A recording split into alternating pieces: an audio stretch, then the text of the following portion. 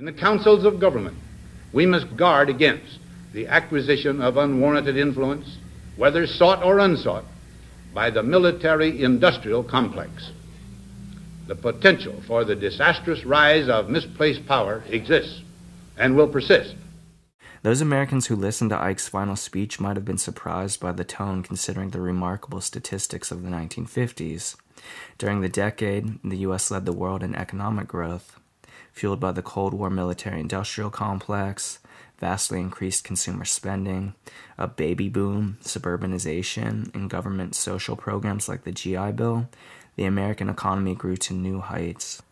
Unlike its European allies, the U.S. had escaped World War II with its industrial output exponentially increased, its infrastructure intact, with great wartime technological advances and vastly expanded world markets. In 1950, the U.S. gross national product, the measurement considered the most accurate indicator of a nation's wealth, approached $250 billion. This figure represented a 25% increase from its $200 billion level at the end of 1945. By January 1st, 1960, the GNP rose by an additional 51% to $504 billion. Despite some short recessions in the 1950s, consumer spending remained strong throughout the decade and reached the $300 billion per year mark in 1959.